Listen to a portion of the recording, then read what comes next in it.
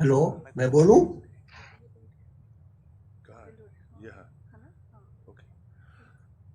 So I would request Dr. Zilur Rahman to be, on the dais and, talk about his topic. Thank you. میں CCRUM کی تحسین کرتا ہوں کہ اس نے اس موضوع کے حوالے سے اس سیمینار کا انعقاد کیا. یہ ایک بہت اہم موضوع ہے، نہ صرف موجودہ دنیا کے لیے بلکہ یونانی طب کے لحاظ سے بھی. یونانی طب نے علم الغذا کو جس قدر اہمیت دی ہے اور اس پر مختلف حیثیتوں سے جس طرح کام کیا ہے، اس کا شاید ہمارے بہت سے ساتھیوں کو اندازہ نہ ہو.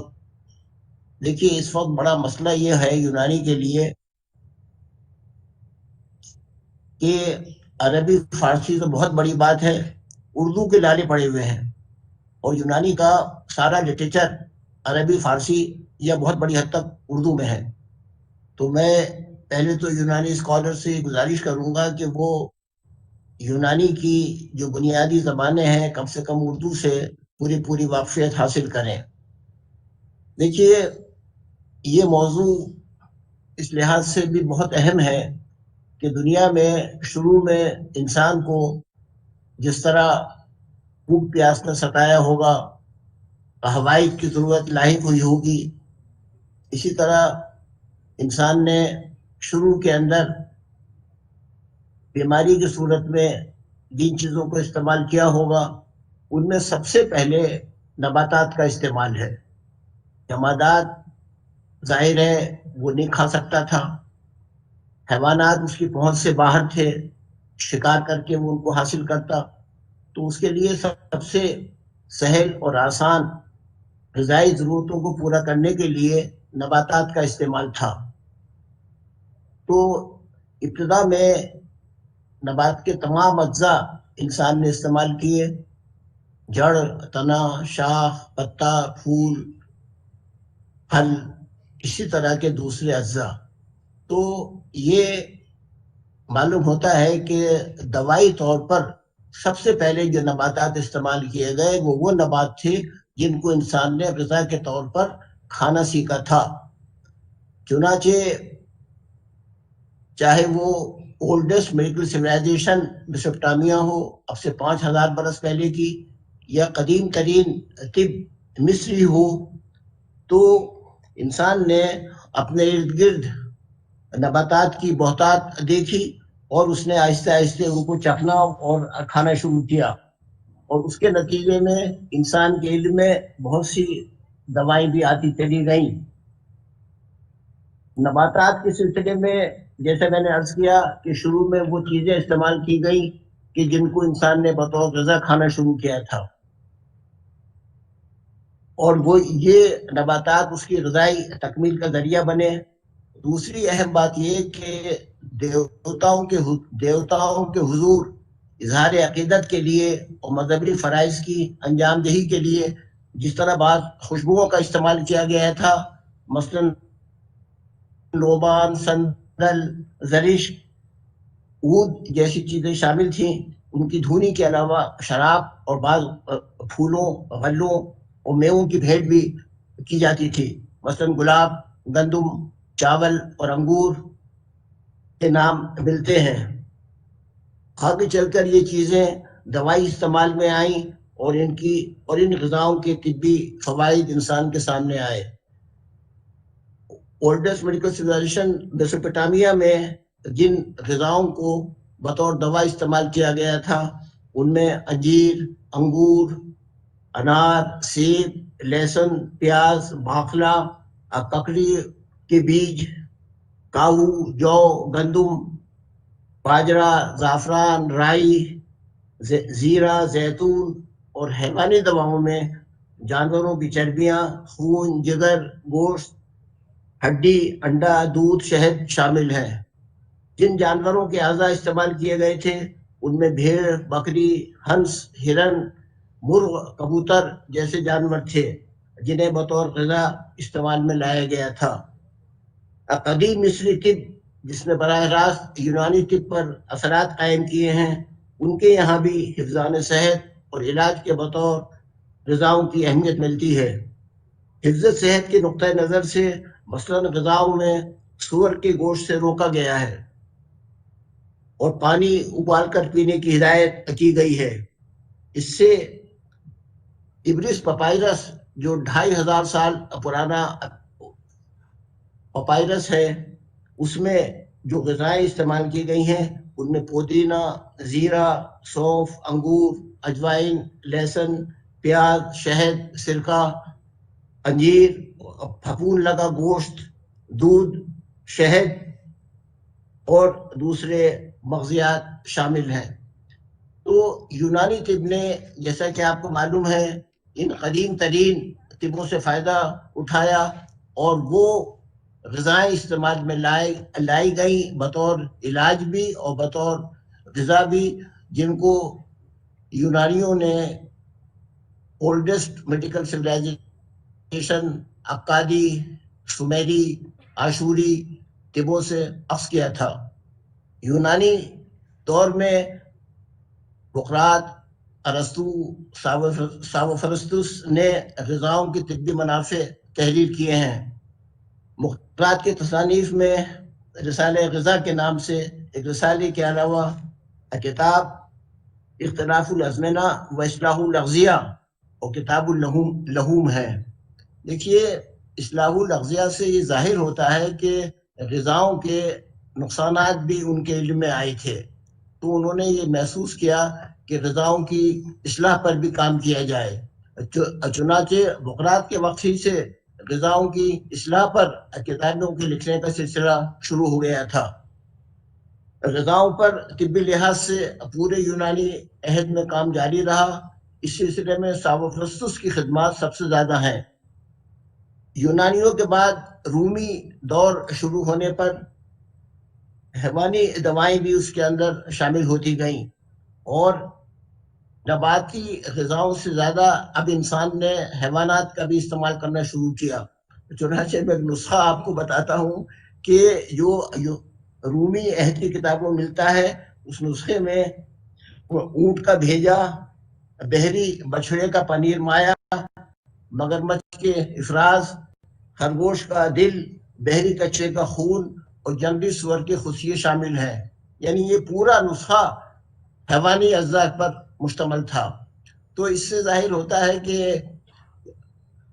غذائی ضرورتوں کی تکمیل کے علاوہ نباتی ادویہ کے ساتھ حیوانی ادویہ کا چلن شروع ہو گیا تھا۔ جائروس کی کتابوں میں 3 مقالوں میں کتاب اقوال اغذیہ کے نام سے ایک کتاب ہے۔ یہ کتاب کا ترجمہ لاطینی زبان میں بھی ہو چکا ہے اور یہ بڑی اہم کتاب ہے جو قدیم ترین غذاؤں سے متعلق طبی معلومات کو ظاہر کرتی ہیں۔ حنیر بن اسحاق نے اس کا عربی میں ترجمہ کیا تھا۔ اس کے مخطوطے دنیا کی مختلف لائبریریوں میں موجود ہیں۔ اس میں غذاؤں کی قوتیں اور ان کی تاثیرات کو بیان کیا گیا ہے۔ سینکڑوں دواؤں کا اس نے یونانیوں نے اضافہ کیا اور اس کے اندر علم الغذا کو انہوں نے ایک باقاعدہ فن کی شکل عطا کی۔ غذاؤں کے تعلق سے بڑا قیمتی سرمایہ یونانیوں کی یادگار ہے، جن میں سے بہت ضائع ہونے کے باوجود ہم تک کافی سرمایہ آج بھی کتب خانوں کے اندر محفوظ ہے، پہنچا ہے۔ ابن ویشیہ عربی اطباء میں پہلا شخص ہے کہ جس نے نباتات کی فلاحت کے اوپر اور نباتات کے اگانے کے اوپر توجہ دی اور خاص طور پر جو غذائی نباتات تھے ان پر اس کی توجہ مرکوز رہی۔ اور اس کے بعد اس نے اس پر ایک کتاب بھی لکھی اور پھر اسی کام کو ابن العوام نے بھی آگے بڑھایا اور اس نے کاشتکاری کے عملی تجربات جو اسپین کے کسانوں کو حاصل تھے اس سے انہوں نے اخذ کیے ان معلومات کو جن کا تعلق غذاؤں سے تھا اور خاص طور پر ان غذاؤں سے جو بطور دوا استعمال میں لائی گئی تھیں۔ ابن العوام کی کتاب میں 585 پودوں کا بیان ہے، اس میں 50 سے زیادہ پھلوں کے درخت سے متعلق اور غذاؤں سے متعلق تفصیلات فراہم کی گئی ہیں۔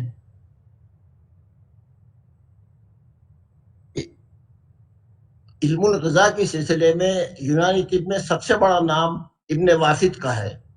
ابن وافد علم الغذا کا قائل تھا. اس کا یہ کہنا تھا کہ جب تک ممکن ہے کسی بھی مرض کا علاج غذا کے ذریعے کیا جائے، اور اگر غذا کے ذریعے اس کا علاج نہ ہو سکے تو مفرد دواؤں سے کام لیا جائے، اور مفرد دواؤں میں بھی ان دواؤں سے جو ہلکی پھلکی ہوں اور درجے 1 اور درجے 2 کی ہوں، اور مجبوری کی صورت میں مرکب دواؤں کا استعمال کیا جائے، اور مرکبات میں بھی ان مرکب کو لیا جائے کہ جو کم سے کم اجزاء پر مشتمل ہوں. تو سب سے بڑا نام جو ہمارے ہاں ہے وہ ابن وافد کا ہے، جو علاج بالغذا کا قائل تھا، اور ہر بیماری کا علاج اس کی کوشش ہوتی تھی کہ وہ غذاؤں کے ذریعے سے کرے. انسانی تاریخ میں پہلی مرتبہ بابلیوں نے تنجیم سے مدد لی تھی، اور انہوں نے کواکب اور بروج فلکیہ کی ولادت، جسمانی وظائف، امراض و علاج اور ادویہ کے ساتھ اغذیہ پر بھی ان کا مطالعہ کیا تھا. بیماریوں اور دواؤں کے علاوہ غذا اور پرہیز کے سلسلے میں ستاروں کی اہمیت تسلیم کی گئی تھی. مختلف برجوں میں واقع ہونے کے دوران دواؤں اور غذاؤں پر مخصوص اثرات، ان کا باہمی رشتہ و تعلق، اجرام فلکی اور سیاروں کا انسانی طبیعت، مزاج اور جسم پر اثر، اور اس ضمن میں دن اور تاریخ کے لحاظ سے غذا اور پرہیز کے احکامات انہوں نے بیان کیے تھے. یونانی اطباء ماہرین فلکیات کی اس رائے سے متفق تھے کہ چاند کے آفتاب سے دور ہونے، قریب ہونے اور دوسرے ستاروں کا اثر آب و ہوا، امراض اور دواؤں کے ساتھ غذاؤں پر بھی مرتب ہوتا ہے. ستاروں کے ذریعے موسموں کے تغیر کا پتہ چلانے اور دواؤں اور غذاؤں پر ان کے اثرات کے مطالعے کے علاوہ عرب اطباء کو مختلف موسموں میں چلنے والی ہواؤں کی شناخت میں ملکہ حاصل تھا. ان کے نزدیک جنوبی و شمالی اور مشرقی و مغربی 12 قسم کی ہوائیں تھیں. ان ہواؤں کی خاصیت اور ان کی مختلف قسموں کے بارے میں انہیں جو بڑی واقفیت تھی، طب کی کتابوں میں جگہ جگہ ان سے متعلق مواد ملتا ہے. اس کے دائرے میں غذائیں بطور خاص شامل تھیں.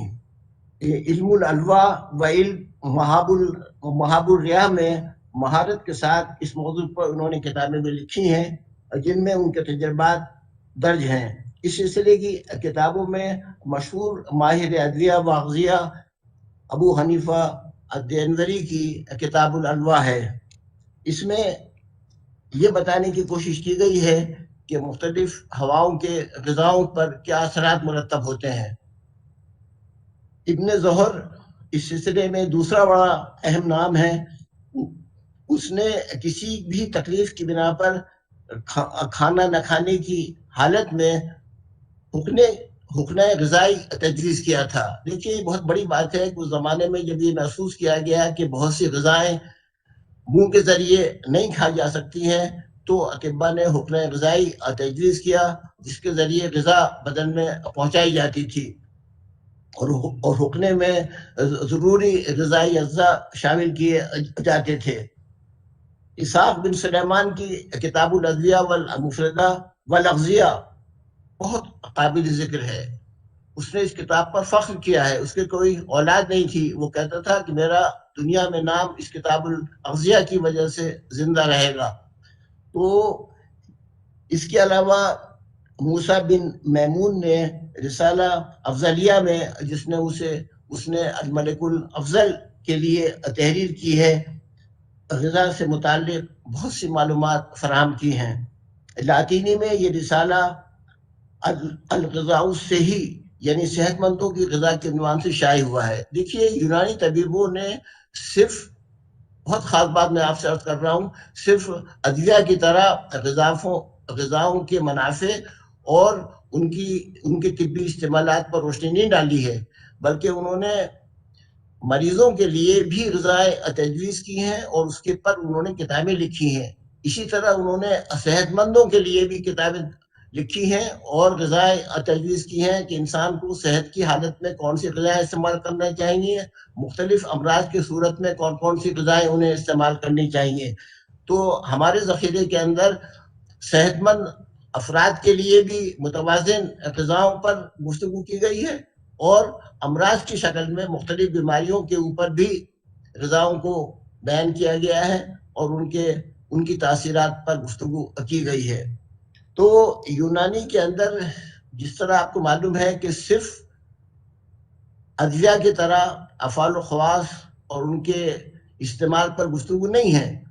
ہر بڑی علم الادویہ کی کتاب میں غذاؤں کا بیان شامل ہے، لیکن اطباء نے محض اس پر اکتفا نہیں کیا بلکہ غذاؤں کے اوپر علیحدہ سے کتابیں لکھی اور صحت مندوں کی غذاؤں پر الگ کتابیں، مریضوں کی غذاؤں پر انہوں نے الگ کتابیں اور مختلف غذائی اجزاء پر بحث کرتے ہوئے غذاؤں کے جو نقصانات ہیں ان نقصانات انہوں نے مرتب ہوتے ہوئے دیکھے، ان پر انہوں نے علیحدہ سے رسالے اور کتابیں لکھی. یہ بہت بڑی بات ہے.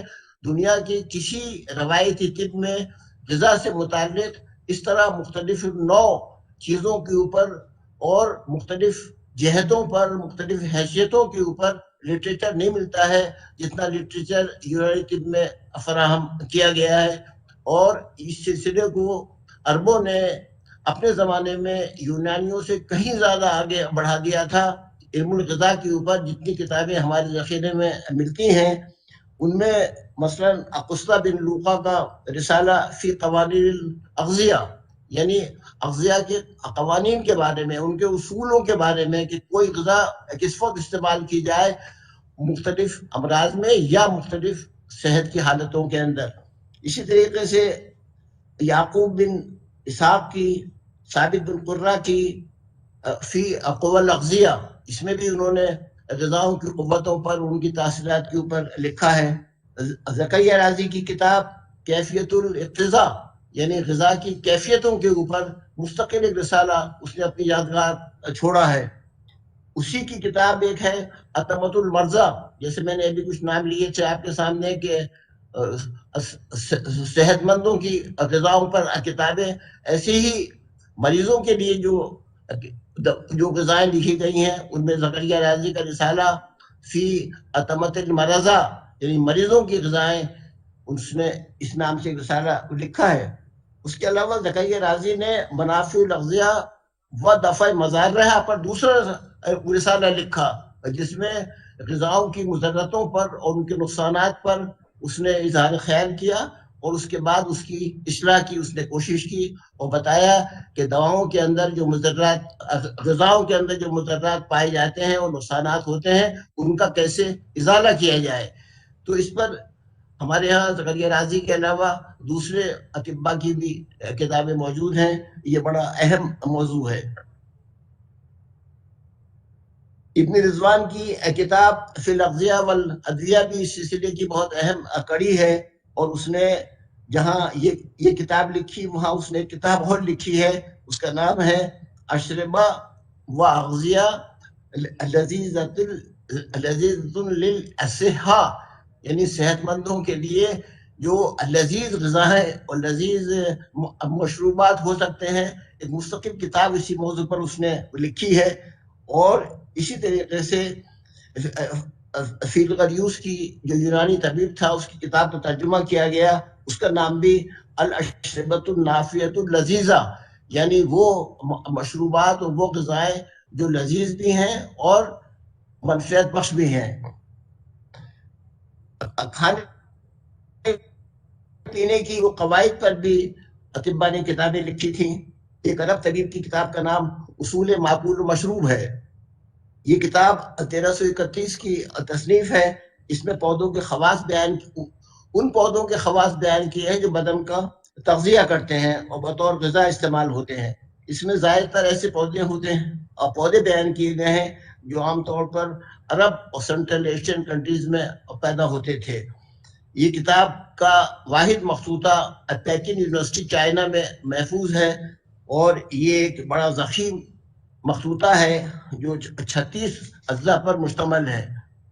نباتی غذاؤں، سبزیوں اور ترکاریوں کی طبی منفعتوں کے علاوہ حیوانات کی غذائی منفعتوں پر بھی اطباء نے کتابیں تصنیف کی ہیں. ابن بختوشی کی منافع الحیوان بھی اور رشید الدین سوری کی کتاب منافع الحیوان میں 585 دواؤں کا جہاں بیان ہے، وہاں 44 دوائیں حیوانات سے تعلق رکھتی ہیں اور حیوانات کی غذائی منفعتوں پر اس میں روشنی ڈالی گئی ہے. تو غذاؤں کے سلسلے میں محض نباتی اغذیہ پر انہوں نے کام نہیں کیا، بلکہ حیوانی ادویہ پر بھی بہت بڑی تعداد میں انہوں نے کتابیں اور رسالے تصنیف کیے. اس سلسلے میں بہت ایک اہم نام سکندر الملک کے نام سے ہے. اس کا 10واں مقالہ خواص الحیوان پر ہے اور یہ بڑا اہم کام سمجھا جاتا ہے. ایک بہت اہم بات کی طرف توجہ دلانا چاہتا ہوں کہ یونانی طبیبوں نے سب سے پہلے علاج بالعضو آرگینو تھراپی کا نظریہ پیش کیا اور انہوں نے یہ بتایا کہ جو عضو مریض جس عضو میں کوئی مرض پیدا ہوتا ہے اس کا علاج اسی کے حیوانی اعضاء سے کرنا چاہیے. مثلا جگر کی خرابی کی صورت میں انہوں نے اکلیجے کا استعمال کیا، ذہن کی پختگی کے لیے اور دماغی امراض کے لیے انہوں نے بھیجوں کا استعمال کیا، اور ہڈیوں کی کمزوری کی صورت میں انہوں نے ہڈیوں کا آب جوش پلوایا. تو یہ اس طرح کی پھیپھڑے کی کمزوری کی صورت میں اور نیمونیا کے بعد جو پھیپھڑوں میں کمزوری پائی جاتی ہے اس کے لیے انہوں نے پھیپھڑوں کا استعمال کرایا، اور خاص طور پر پھیپھڑے کا کشتہ. اور میرے دادا صاحب کے بھی معمول میں شامل تھا کہ وہ ٹیوبرکلوسس، سل، دل کے مریضوں کے اندر پھیپھڑے کا کشتہ استعمال کرتے تھے. تو آرگینو تھراپی یا علاج بالعضو کا انہوں نے محض تصور نہیں پیش کیا، بلکہ مختلف اعضاء کی بیماری کی صورت میں انہوں نے جانوروں کے اعضاء استعمال کروائے اور اس پر انہوں نے متعدد کتابیں لکھی. اربوں سے پہلے یونانیوں کے ہاں علاج بالعضو کا تصور نہیں تھا، یہ ان کی ایجادات میں ہے. میرے ذخیرے میں بھی اس طرح کی کتابیں موجود ہیں. دیکھیے، ایک خاص بات یہ کہ موالید ثلاثہ میں جہاں معدنیات، حیوانیات، وہاں سب سے زیادہ اہمیت آپ کو معلوم ہے نباتات کو حاصل ہے، اور نباتات کی ترکیب و ترتیب اور حیوانات کے اعتبار سے حکیم صاحب میں انہوں نے معذرت چاہتا ہوں، نہیں، آپ مجھے بولنے دیجیے، میں ابھی 5 منٹ اور لوں گا. یہ آپ کا پروگرام دیر میں شروع ہوا ہے، آپ بالکل مت ٹوکیے مجھے، نہیں میں خود ختم کرنے سر والا ہوں. معذرت چاہتا ہوں، آج جمعہ کا دن ہے، اگر آپ تھوڑا نہیں، if you آپ can be مت very ٹوکیے مجھے، precise. آپ مجھے مت ٹوکیے، اوکے سوری. آپ کی یہ حیثیت نہیں ہے. Okay alright. تو میں یہ عرض کر رہا تھا کہ یونانی طب کے ذخیرے میں غذاؤں کے حوالے سے جتنا کام کیا گیا ہے، ہمیں دوسری طبوں میں، روایتی طبوں میں اس کی مثال نہیں ملتی ہے، اور مختلف جہتوں سے، مختلف حیثیتوں سے. یعنی محض یہ نہیں کہ غذاؤں کے افعال خواص بیان کر دیے، بلکہ غذاؤں کے نقصانات، ان کے فوائد، اور خاص طور پر غذا کے ذریعے علاج، اس پر بھی ان کی توجہ رہی ہے. اور انہوں نے نباتی اغذیہ کے ساتھ حیوانی غذاؤں سے بھی کام لیا ہے، اور اس پر ان کا بڑا کام ہے. اگر CCRUM کے تحت اس کو موضوع بنا کر یونانی ذخیرے میں غذا کے تعلق سے جو لٹریچر موجود ہے اس پر کام کیا جائے تو وہ ایک بہت بڑا اضافہ ہوگا. بہت بہت شکریہ.